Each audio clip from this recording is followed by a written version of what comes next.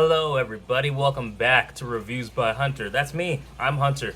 And today I have a new review for you today, 2025's Weapons. And of course, I did all of my notes except for who this movie was directed by. I think it's Zach Gregor. Zach Gregor directed 2025's Weapons. And I saw this movie a few days ago. And overall, I really liked it. I went and saw it with a friend, actually, and we both actually gave it the exact same rating, which I will let you know at the end. But let's get into it. So, Weapons is a psychological horror film mystery that takes place in the town of Maybrook, where 17 kids go missing all at the exact same time in the middle of the night, 2:17 a.m.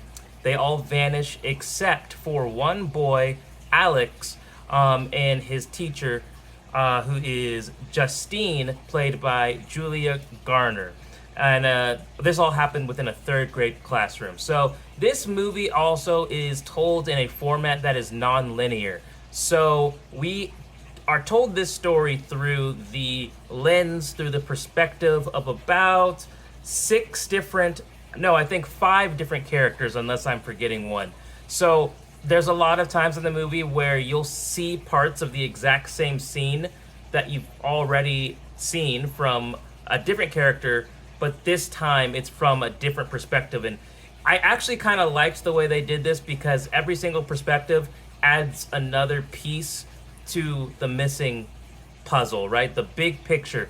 Everyone has a different something of value to add. So I believe we start out with the perspective of the teacher, played by Julia Garner, Justine, right? And Justine, as I said, she walks into her class one day. There's nobody there except Alex, and so there's also a little kid narrating throughout the movie, at least at the beginning and the end. And the narrator is saying how the police have investigated, of course, the disappearance of 17 missing children, right? And they have interviewed and questioned Alex, the one boy that wasn't taken or abducted or vanished, and he doesn't know anything. He didn't see anything. He didn't hear anything. He knows nothing, right?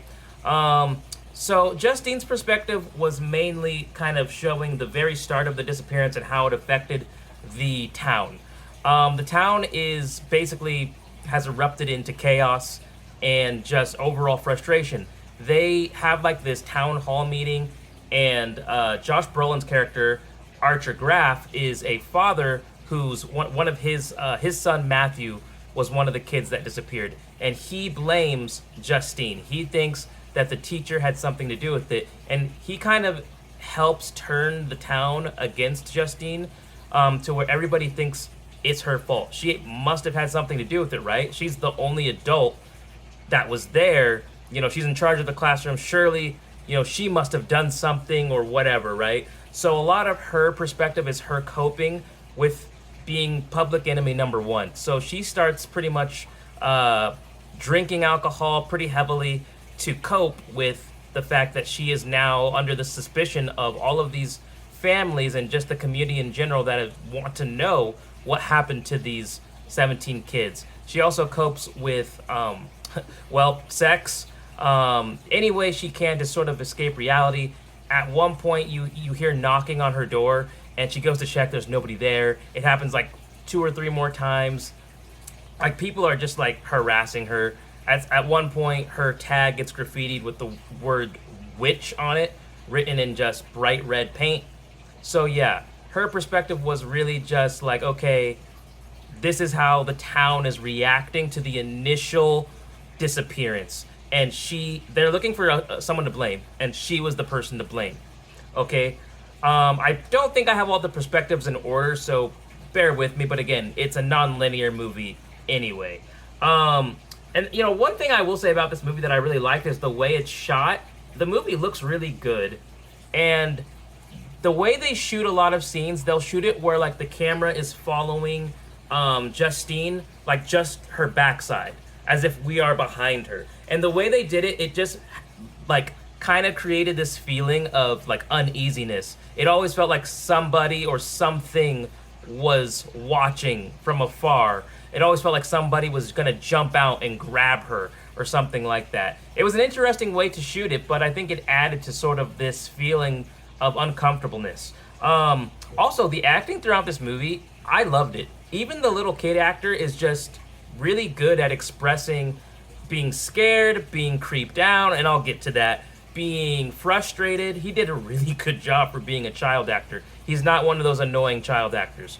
But moving on to Archer Graff, which is played by Josh Brolin, like I said, the grieving father. His whole perspective is he wants answers and he wants them now, right? So we are at this town hall meeting where he is first introduced, and he's like, I only want to talk to the teacher. She has something to do with this. And he is he almost plays detective in this movie. He has this map, and he's trying to sort of cross-reference, I suppose, where all these kids were going, right? All of them left from different houses within this town. Surely they must have all gone somewhere where you could mark all of them at the same spot.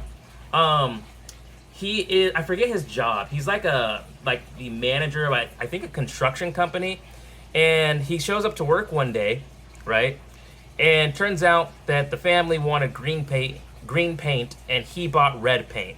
And it pans to two big buckets of red paint in the back of his truck. We figure out he's the one that vandalized Justine's vehicle. So from what I remember from him, yeah, he's just like, he even goes to the police department and is like, what's going on, right? Come on. Like, have you investigated the teacher? Like, he's looked into her past, blah, blah, blah, blah, blah. But the police officer, the chief, is like, yeah, we've looked over everything. There's no evidence that really points to her having anything to do with this. Another thing I forgot to mention is that when the police initially did their investigation on the missing children, they did check the Ring cameras. The Ring cameras were in multiple homes, and all you can see is these kids Naruto running into the night until they just disappear. And there was not enough for the police to be able to figure out where they all headed. It's a complete mystery. So yeah, that's kind of part of Archer Graff's perspective. Next was Paul the cop. Paul the cop is like Justine's ex-girlfriend. He is an ex-alcoholic, and she invites him out to the bar one night, and she kind of starts asking him about the case. The big thing there with Paul was like, actually, I might be getting perspectives mixed up, but basically, Paul the cop, I don't know. I felt like his character was the weakest. I guess there's a reason for why we needed him at the end, but I'll get to it. There's also James, who is like a drug addict, and then you have Principal Marcus, played by Benedict Wong. So those are the main ones. I won't get into each and every perspective in detail. I'm not going to lie to you, mainly because I kind of forgot already, because I saw this movie a couple days ago, and I have a terrible memory. However, I will say, another thing that I liked about this movie is that the mystery element worked really well. I felt like throughout the movie, we only get a little bit, again, we only get small pieces of the puzzle from each different perspective that we see throughout the movie, and it's non-linear. I already said the acting, everybody bought in. I thought the performances were great. I also liked that there was surprisingly a lot of humor in this film. It actually, in my audience, landed quite well, and it landed well with me. There were a lot of moments that were unintentionally funny, and then one or two moments that I think were, I don't know if they were intentionally funny, but I still laughed. Some things that I didn't like about the movie, right? Because let's face it, at one point, this movie was being called the best horror movie of the year before it ever even came out. And at one point, it had a 100% on Rotten Tomatoes, which is just insane. A lot of hype around this horror film. I haven't seen that much hype for a horror film based on the trailer since Longlegs. And then I went and saw Longlegs and thought that Longlegs was just okay. I think this was slightly better than Longlegs, actually. So I don't know if it lives up to the hype of 100% on Rotten Tomatoes, but it is a good movie. I didn't like the ending. The ending was underwhelming, and I'll get there. I thought the children hold on. Can't get into that part yet. So let's talk about a little bit of this mystery unfolding and why Alex wasn't able to say anything to the police. We do get a perspective from Alex, which is what I was missing from my notes here. Turns out, so his Aunt Gladys comes to live with him and his family. And The dad is kind of against it. He's like, we don't even like really know her. She hasn't had anything to do with our family for the past like 15 years, I think he said. And the mom is like, you know what? Well, my mom would have done this for her, so we're gonna do it for her. The aunt is sick and isn't feeling well. Seems like she's on her deathbed, so she's gonna come stay with their family. All right, and then she ends up being, as always, there are spoilers in my reviews. She ends up being the main antagonist of this film. Okay, so man, it is kind of weird reviewing a movie that isn't like the things don't happen in order, so I'm just gonna be all over the place here. But basically, it turns out that Alex's aunt is a witch, practices like dark magic. We first find out because one day Alex comes home from school and his parents are just sitting at the dinner table, not talking, not moving. They're literally just like, and Alex is like, what's wrong? What's wrong? Dad, wake up.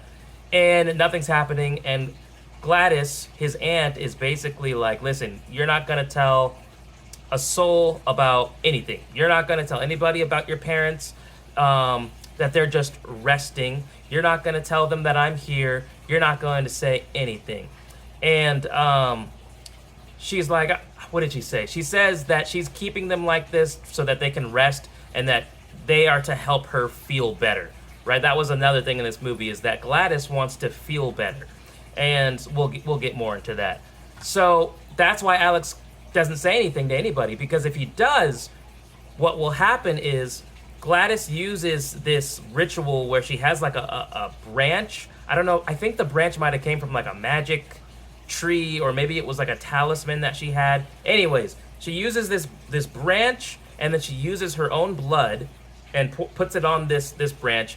And by using personal items that are meaningful to the person that she's trying to use this magic on.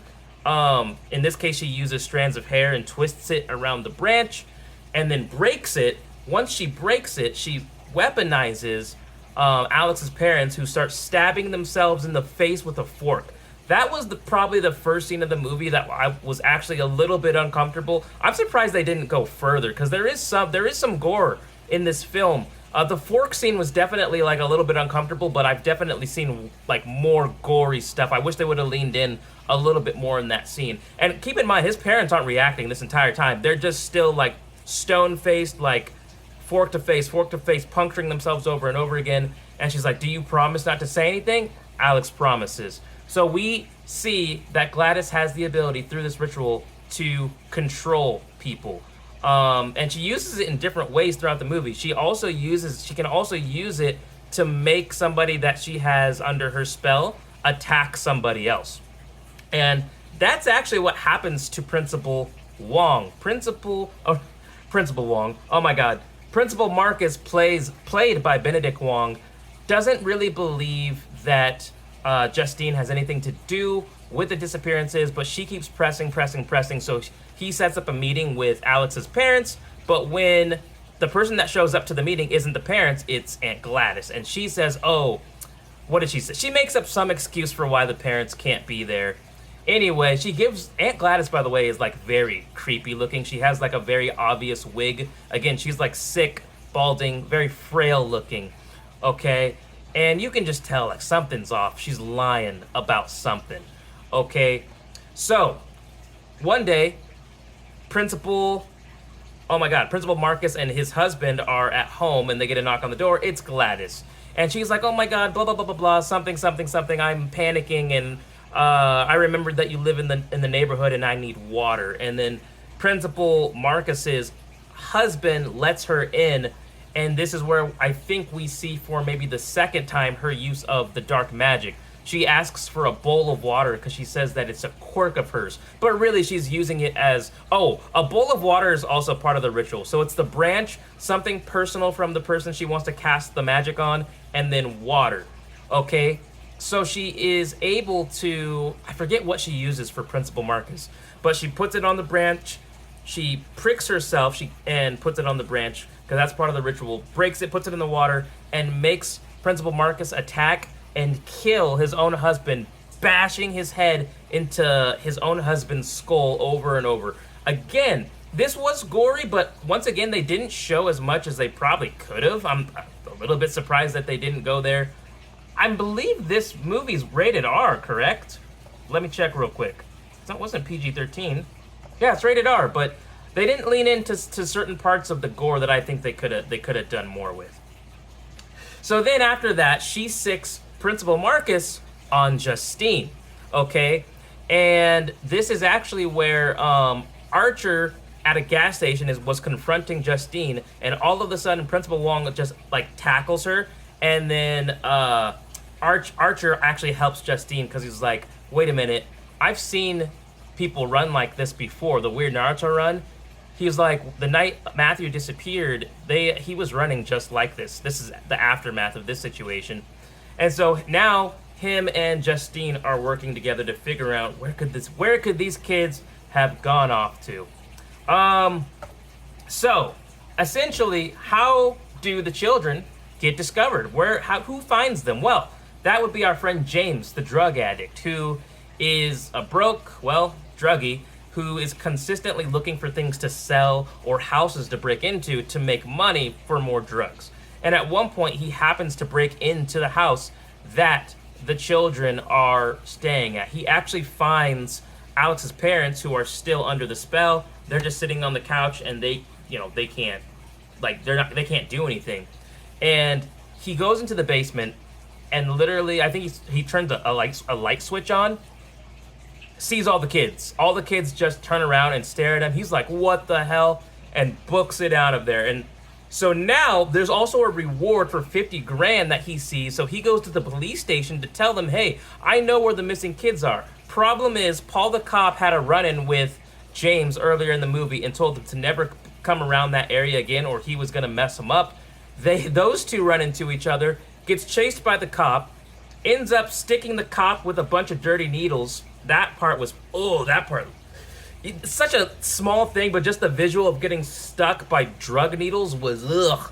So he's like, no, please don't hit me. Like, please don't kill me. I know where the kids are. Let me show you, right? So he takes Paul the cop to the house. Paul the cop goes in, but never comes out. Well, he doesn't come out for a while. Then he comes out, drags James by his legs into the house, and now they're both under the spell as well.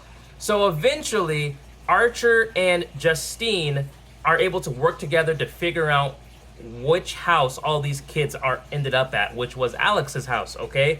So they basically discover where the kids are, and there's also a scene where Paul the cop, Justine is being choked by him because he's under the spell, and he gets shot in the head because she reaches down, grabs his gun, and shoots him in the head. So, like I said, I thought that one thing I didn't like was that the children who are under the spell this whole time, I thought were underutilized for a movie called Weapons. Like, I liked the mystery leading up to it, but I thought the children were going to be used as weapons to, like, I don't know, terrorize the town or take over the town, something like that. It turns out that in order for Gladys to feel better, she needs vitality. She needs the life force of others, which is why she puts them under this ritualistic, like comatose almost. She's sucking the life force away from them. Now, it turns out that at first, the parents were not giving her as much life as she wanted. So she made Alex go to his school and grab something personal from all of his classmates. And in this case, he chose all the children have cubbies with like drawings and stuff on it. So he takes each one of those, and she does her black magic witch stuff to put all of the children under control. That's how they get put under the ritual. But moving on, I think a bit more backstory on Gladys would have been nice. I know Paul the cop to me was like the weakest character. I didn't care about his perspective out of everybody the most. I would have rather seen a little bit more about Gladys. I know some people like the mystique of, like, we don't know where she came from.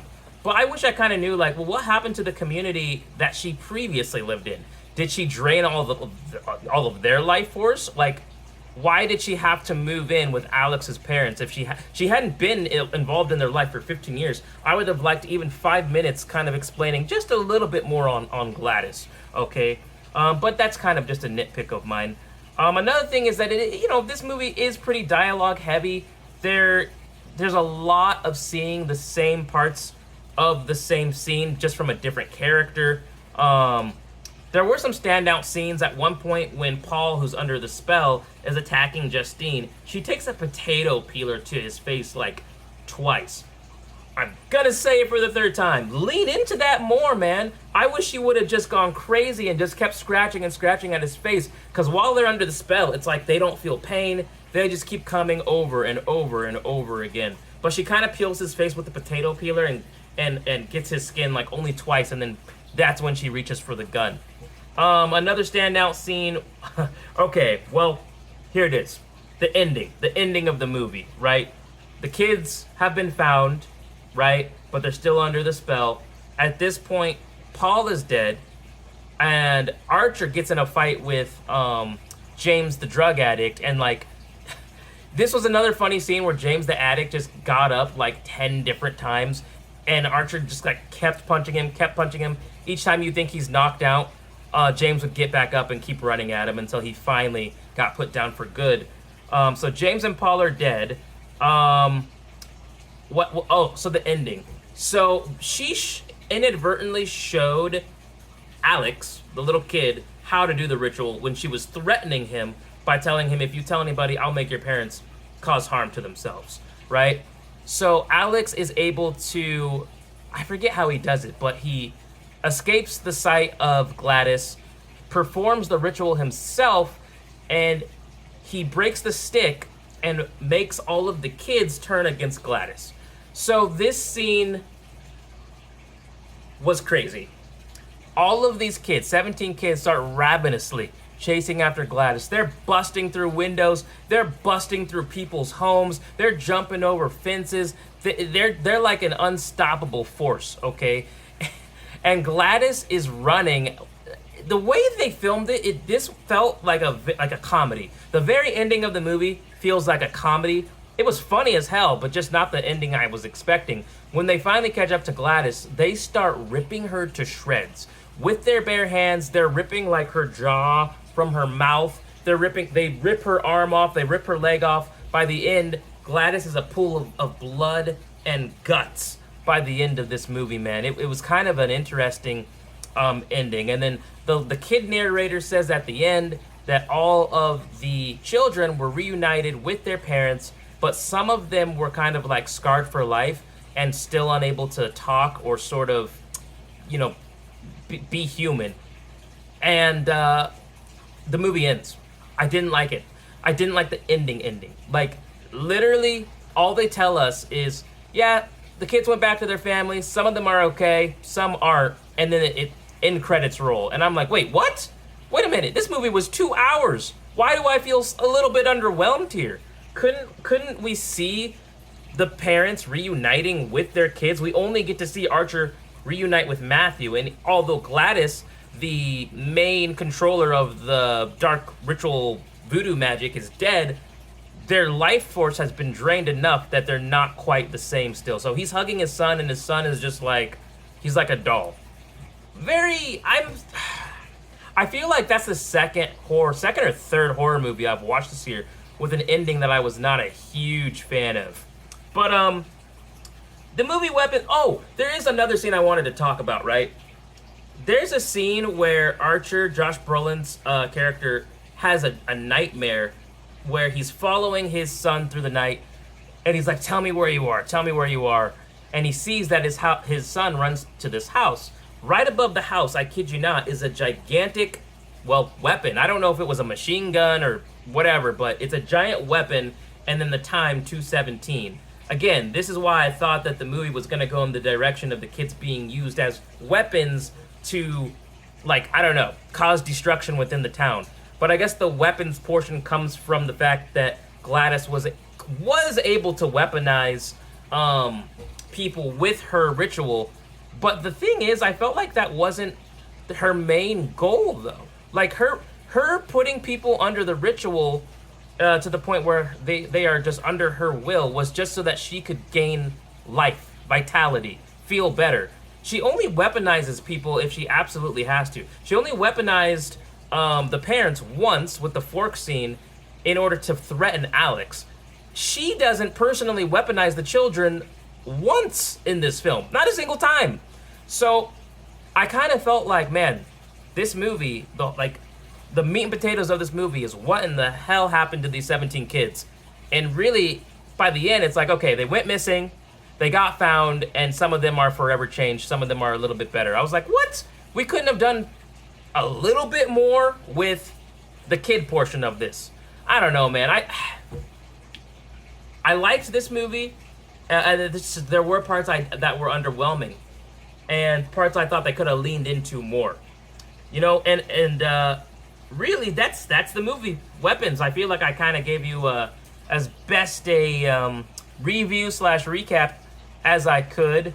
Again, this one's kind of weird to review because things happen in such weird orders, and it's just a very dialogue heavy movie. Like I said, that's why I made notes of kind of the standout scenes where things actually happen. The potato peeler, the forks, the children tearing Gladys to shreds. Other than that, there wasn't a lot of like shock factor in the film for me. It was surprisingly, again, way more humorous than what I was expecting it to be. Weird for a psychological horror mystery, where I thought the psychological warfare on the audience was done well. The mystery itself was done pretty well. The horror aspect itself, I was never like super scared. I think there was maybe one jump scare that got me, but I wasn't ever scared.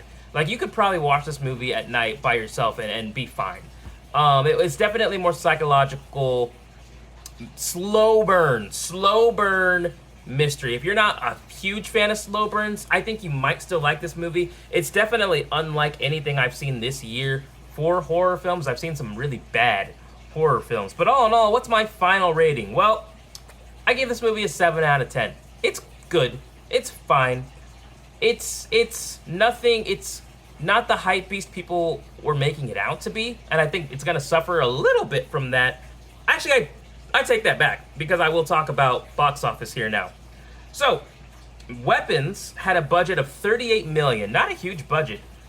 It has, and this is according to Box Office Mojo, it's currently grossed $81 million worldwide. It's already doubled its budget, and I could see this number continuing to creep up. I recommend Weapons to anybody that likes that kind of slow burn psychological mystery type of stuff.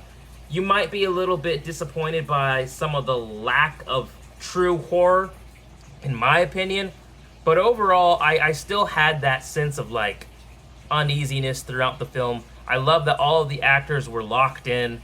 Nobody gave really a bad performance, you know what I mean? Again, there's just certain things about it that were underwhelming. More specifically, the ending, and more specifically, the horror elements when it was time to go for it.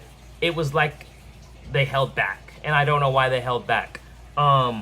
Is this the horror movie of the year like people were saying before it ever came out? No, to me, that still belongs to Sinners. But one of the better horror films I have seen this year. I give it a very solid 7 out of 10. That's my review for the movie Weapons. Sorry that I was kind of all over the place in this one. It's that type of movie. And in dialogue-heavy films, it's like there's not a lot of action scenes that happen, if you will. You know what I mean? But it was interesting seeing different characters react so differently to the same event that happened in the community. Justine is just coping with feeling guilt because that's what everybody is putting on her, and she turns to alcohol and sex. Archer wants answers. He's desperate. He's frustrated. He's not doing his job well. He is almost obsessed with figuring out where in the world his son is. Paul the cop, again, I really don't even remember much about his character other than he's an ex-alcoholic. That's about it. Paul the cop, his character didn't impress me, but the actor did fine. James the drug addict, his pivotal role was because he's, a druggie who breaks into homes, he stumbles upon the very home that is holding the children, okay? And then Principal Marcus, I mean, I guess his purpose was, once again, to show what Gladys was capable of, right? When she sicked him on his husband and then sicked him on Justine. And I forgot to mention, he, runs across town, just, blood all over his face, doesn't stop for air. He's a machine. He's under that spell. Until he finds the target, he will not stop. So his purpose, I think, was to showcase that. And that's really all I have to say about Weapons. I think it's enjoyable. It's worth seeing in theaters. Let me know what you guys thought in the comment section. You know, what did you guys rate it? Because, again, a lot of people thought this was going to be the horror movie of the year. But take care, guys.